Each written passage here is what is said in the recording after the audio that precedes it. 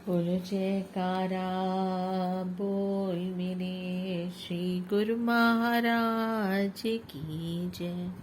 श्री अमर ज्योति दर्शन ग्रंथ सर्वांगीण परमार्थ काशीपुर उत्तराखंड कंटिन्यूड।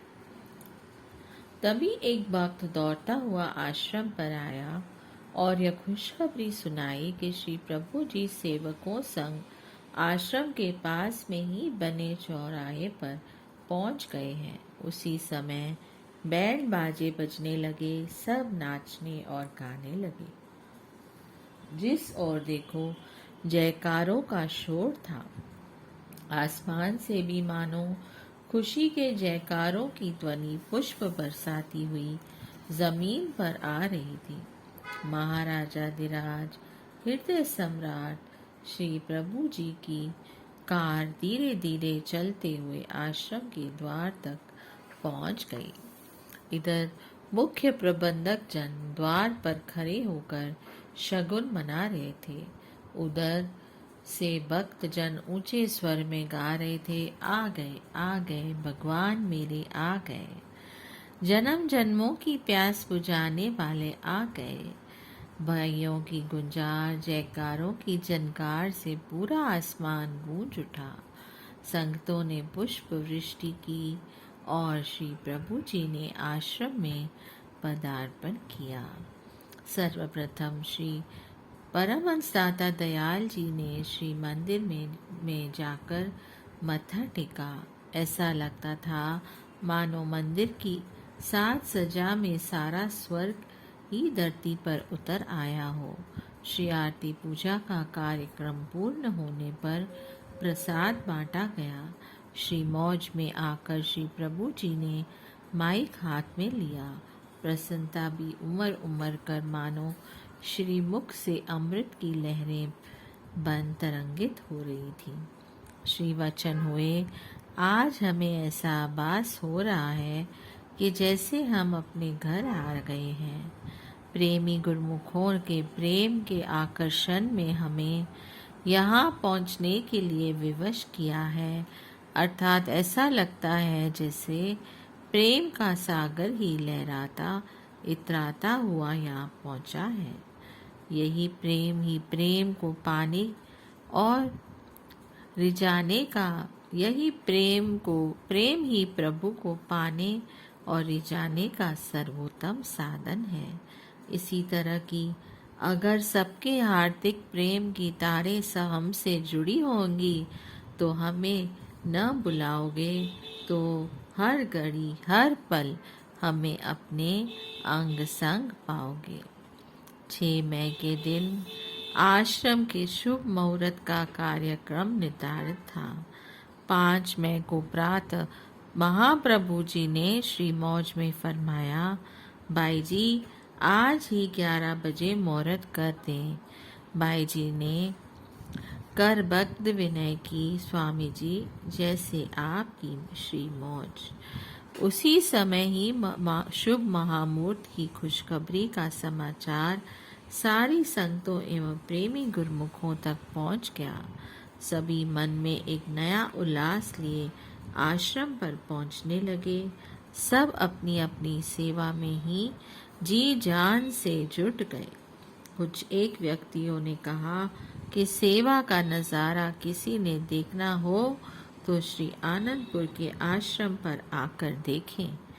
यहाँ सेवकों को केवल सेवा की रट ही लगी रहती होती है।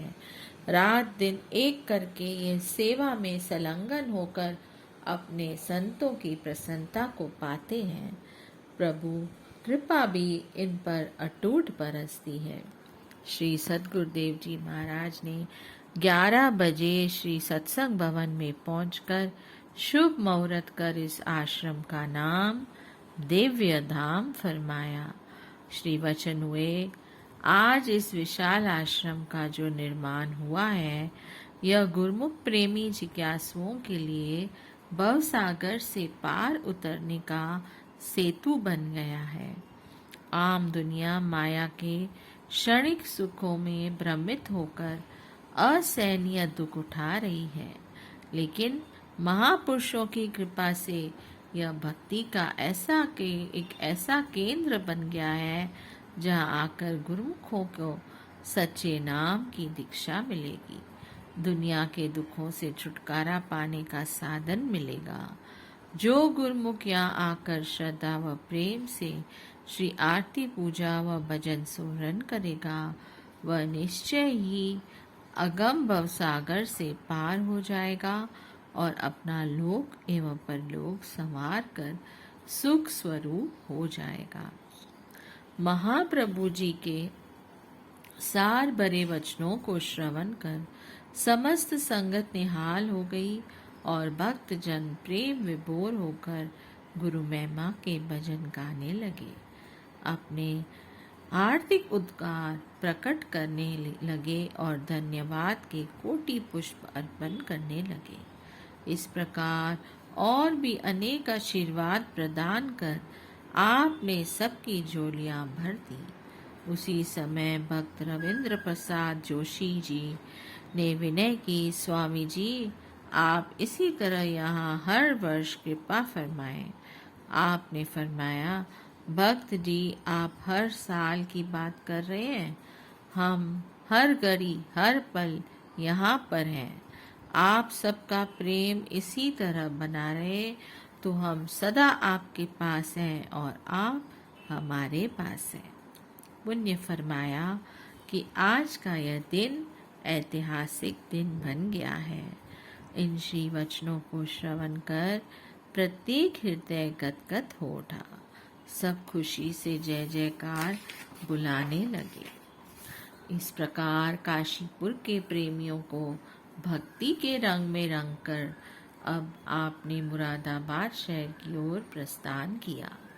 वहां से बुलंदशाह, लोधीपुर, खुर्जा, अलीगढ़, प्रेमबाग होते हुए श्री संत नगर कृपा फरमाई। श्री सद्गुरुदेव जी महाराज जी का आप अपने प्रेमियों के साथ एक अद्भुत व अगम नाता होता है जिसे आम संसारी जीव नहीं समझ सकते। यह केवल गुरुमुख जन ही जानते हैं जो हर पल अपने मालिक की याद में रहते हैं। मालिक भी उनकी हर प्रकार से संभाल करते उन्हें भक्ति धन से माला माल करते हैं। श्री आनंदपुर में काशीपुर के प्रेमियों ने सन 2007 में व्यास पूजा के पर्व पर विनय की कि प्रभु काशीपुर को अपने पावन दर्शन से कृतार्थ करें।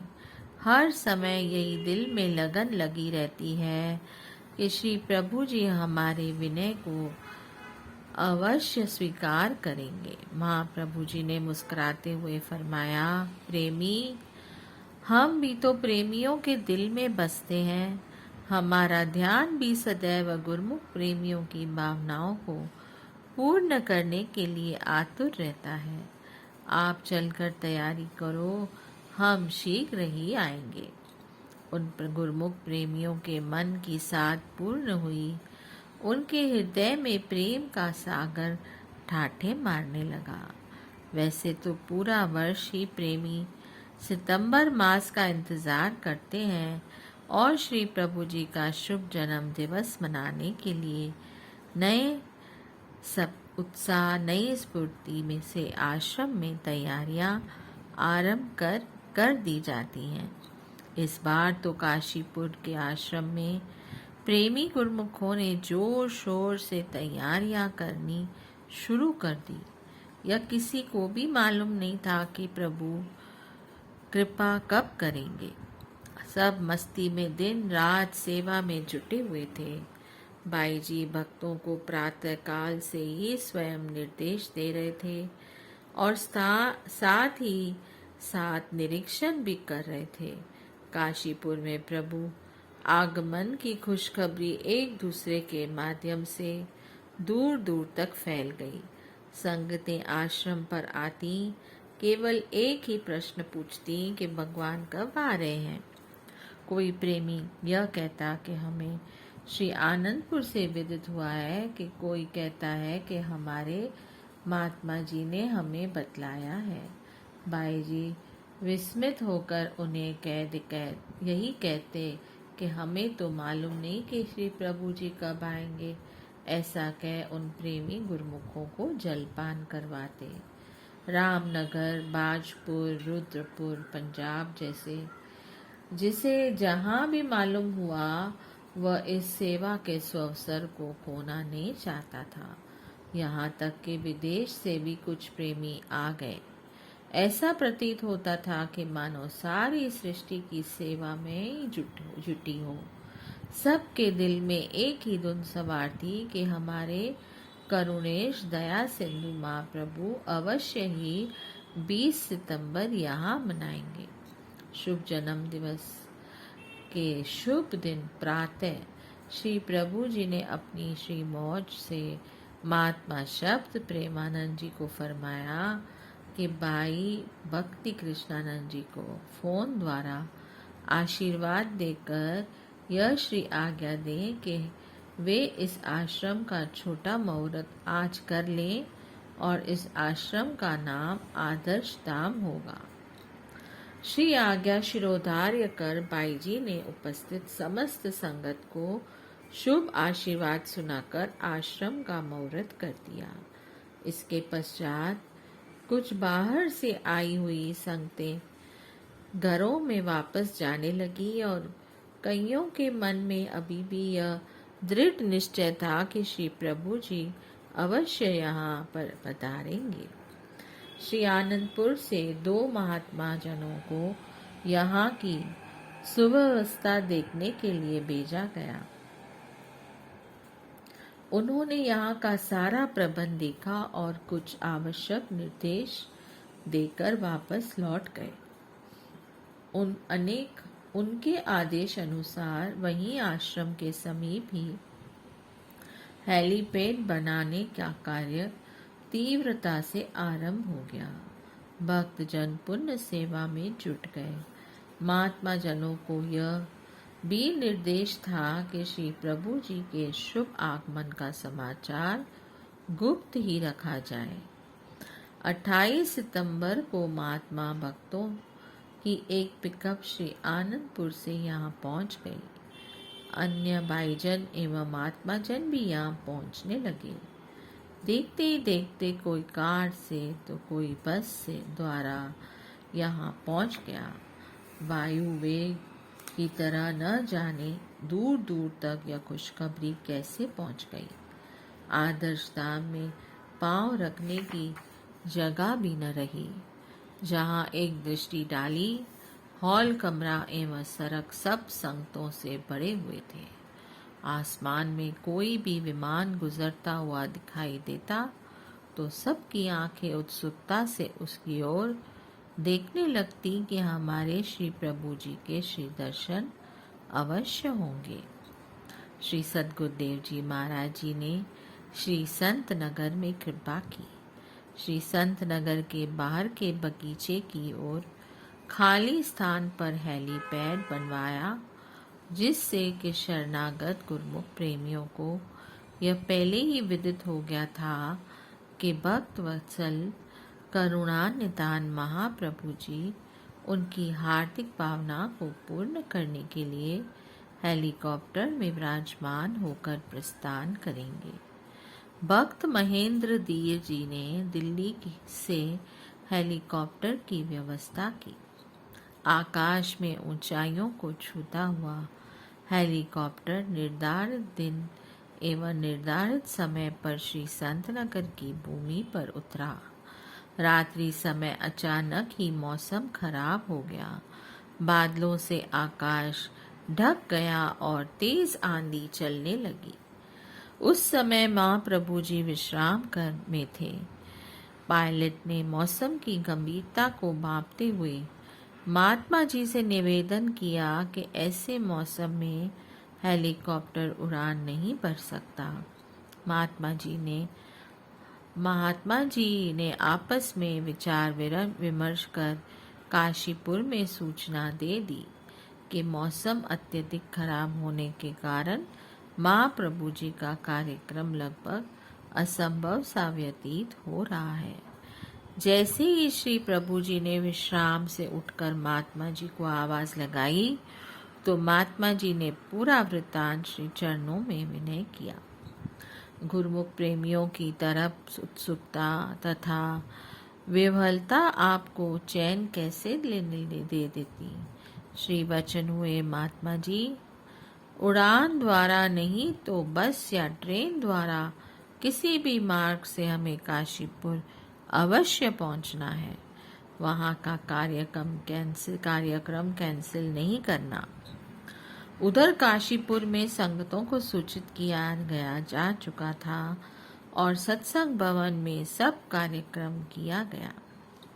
महात्मा जनों ने सत्संग प्रवचनों के पश्चात प्रसाद बांटा गया और यह घोषणा कर दी गई कि सबके लिए लंगर तैयार है।